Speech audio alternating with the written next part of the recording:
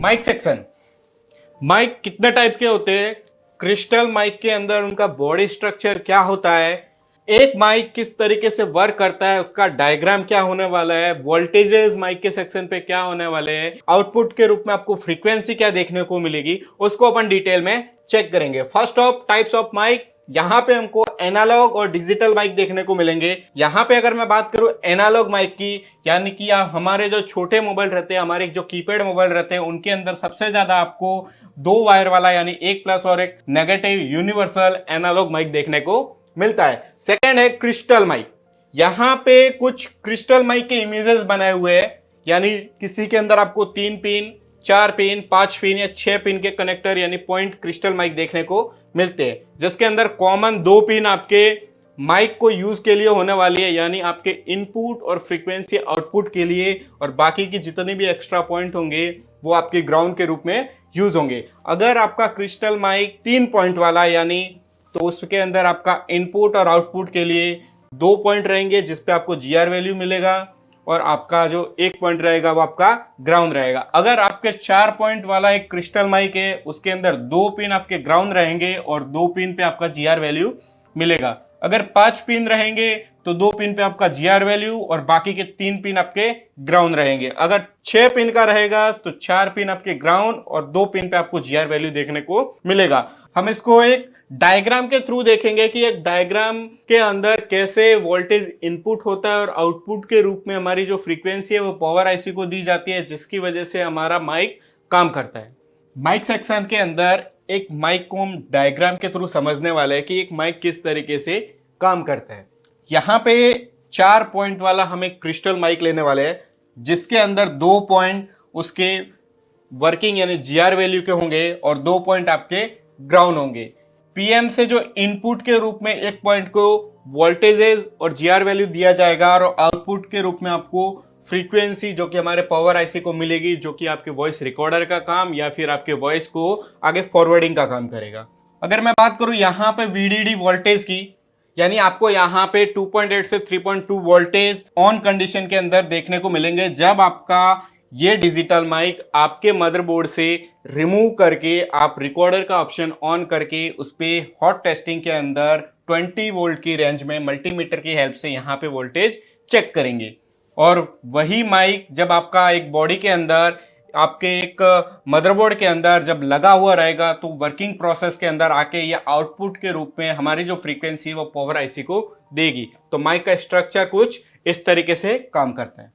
Headphone Jack. Headphone Jack किस तरीके से काम करता है, वर्किंग प्रोसेस क्या रहता है, यहाँ पे हमने एक डायग्राम ड्रॉ किया है जिसकी हेल्प से हम इजी वे के अंदर एक हेडफोन जैक के सप्लाई को देखेंगे। यहाँ की सारी लाइनें आपको एक पीएमआईसी के अंदर जाती हुई दिखेंगी, कौन सी लाइन किसके लिए यूज होती है।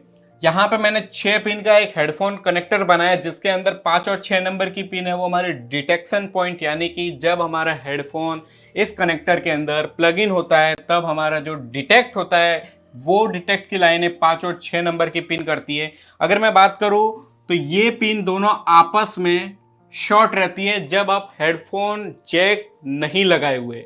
जैसे आप हेडफोन को प्लग इन करेंगे ये 5 और 6 नंबर की पिन आपस में डिस्कनेक्ट हो जाएगी। जैसे डिस्कनेक्ट होगी आपको 5 और 6 नंबर की पिन पे जीआर वैल्यू देखने को मिलेगा और आपकी पावर आईसी को लगेगा कि आपका जो हेडफोन का पिन है वो इसके अंदर प्लग इन यानी डिटेक्ट हो चुका है। तो यहाँ पे 5 और 6 नंबर की पिन है हमारी डिटेक्शन पॉइंट का काम करने वाली है, जिसके अंदर 1 नंबर की पिन हमारी माइक, यानी जब आप कुछ बोलेंगे एक हेडफोन लगा के तो आपका जो साउंड है वो रिकॉर्ड भी होना चाहिए, कॉलिंग के टाइम में आपका जो वॉइस है वो आगे जाना भी चाहिए, जिसके लिए हमारा एक माइक का लाइन यूज होगा और 2 लाइनें यहाँ पे स्पीकर के लिए यूज होने वाली है। ये सारी ही लाइनें आपकी पावर आईसी के अंदर यानी डिटेक्शन माइक या स्पीकर की लाइनें हैं वो हमारी पावर आईसी के अंदर इनपुट होने वाली है। अब बात करते हैं कि इसके अंदर फॉल्ट आपको किस तरीके से देखने को मिलते हैं। फर्स्ट ऑफ बात करते हैं जब आपका एक हेडफोन कनेक्टर या फिर आपका एक डिटेक्शन पॉइंट का जो पिन आउट रहता है वो जब खराब हो जाएगा तो भी आपका हेडफोन कनेक्ट नहीं होगा, यानी आपका जब हेडफोन ही डिटेक्ट नहीं होगा या फिर आपका माइक का जो पिन है वही डैमेज रहेगा तो आपको हेडफोन यूज करने में काफी सारी परेशानी मिलेगी। उसके लिए आपको ये हेडफोन जैक है वो रिप्लेस करना पड़ेगा। सेकंड, ज़्यादातर केसेस के अंदर देखने को मिलता है हमारे जो घर पे होम थिएटर रहते हैं उनके अंदर मोबाइल को कनेक्ट कर देते हैं एक ऑक्स केबल की हेल्प से, तो वहाँ से ज़्यादा वोल्टेजेस आने के कारण हमारा जो पावर आईसी है वो डायरेक्टली ख़राब हो जाता है। यानी यहाँ से इनपुट के रूप में जो वोल्टेजेस मिलता है उसकी वजह से हमारा पावर आईसी है वो ख़राब हो जाता है। उस कंडीशन में हमारा मोबाइल पूरी तरीके से डेड हो जाता है।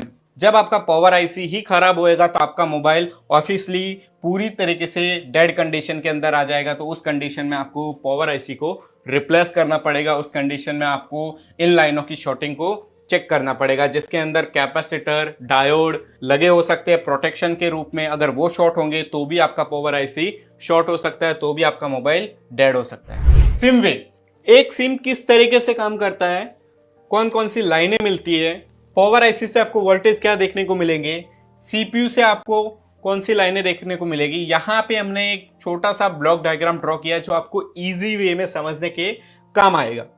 यहाँ पे आपको 6 पिन मिलने वाली है जिसके अंदर सीपीयू से 3 पिन यानी कि रीसेट, क्लॉक और डाटा, जिसमें सीरीज कनेक्शन के अंदर आपको कंपोनेंट यानी कि रजिस्टर और कोयल देखने को मिल सकते हैं। यहाँ पे एक आपको वी सिम की लाइन यानी कि 1.8 वोल्टेज से 2.8 वोल्टेज के बीच में लाइन देखने को मिलेगी। एक आपको उसमें ग्राउंड और एक आपको यहाँ पे एनसी यानी नो कनेक्शन की लाइन आपको देखने को मिलती है। अब बात करते हैं कि इन पे जीआर वैल्यू क्या होने वाली है। तो जीआर वैल्यू की बात करूं तो वी सिम, रीसेट, क्लॉक और डाटा पे आपको 300 से 800 के बीच में, जब मल्टीमीटर को आप डायोड मोड पे सेट करके चेक करेंगे तब आपको 300 से 800 के बीच में जीआर वैल्यू देखने को मिलती है। अब बात करते हैं हॉट टेस्टिंग के अंदर, जब आप सेट को वर्किंग कंडीशन के अंदर, ऑन कंडीशन के अंदर चेक करेंगे तो आपको वी सिम पे 1.8 से 2.8 वोल्टेज देखने को मिलेगा।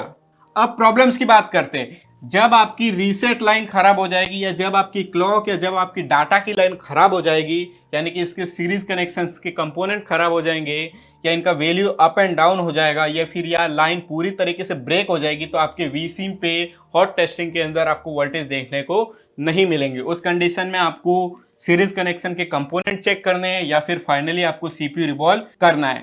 इजी वे में अगर मैं बात करूं तो यहाँ पे मैंने GND यानी फर्स्ट ऑफ आपका ग्राउंड का पिन, सेकंड आपका नो कनेक्शन और थर्ड आपका डाटा, और यहाँ पे आपको फर्स्ट ऑफ आपका वी सिम का पिन, सेकंड आपका रीसेट का पिन और थर्ड है आपका क्लॉक का पिन।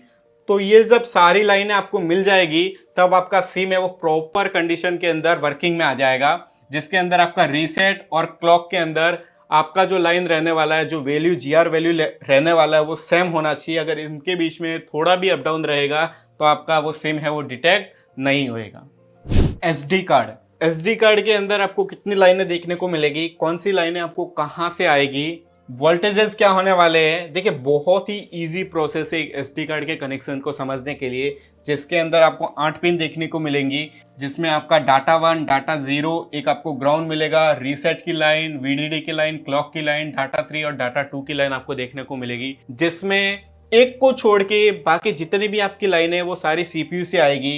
यानी कि data 1, data 0, reset, clock, data 3 और डाटा 2 की लाइनें वो आपको सीपीयू से मिलेगी, और ये वीडीडी का वोल्टेज यानी 1.8 से 2.8 वोल्टेज है वो आपको पावर आईसी से देखने को मिलता है। अब बात करते हैं फॉल्ट की। अगर जब आपका सीपीयू ड्राई हो जाएगा, जब आपका सीपीयू से कोई ना कोई लाइन ब्रेक हो जाएगा, यानी data 1, data 0, reset, clock, data 3, data 2 की लाइन में से एक भी लाइन अगर ब्रेक होगी तो आपका जो एसडी कार्ड है वो डिटेक्ट नहीं होगा। या फिर आपका जो वीडीडी का वोल्टेज है 1.8 से 2.8 वोल्टेज, अगर वो मिसिंग रहेगा तो भी आपका एसडी कार्ड डिटेक्ट नहीं होगा। तो उस कंडीशन में आपको सीपीयू रिवॉल्व करना पड़ सकता है, आपको पावर आईसी रिप्लेस करना पड़ सकता है।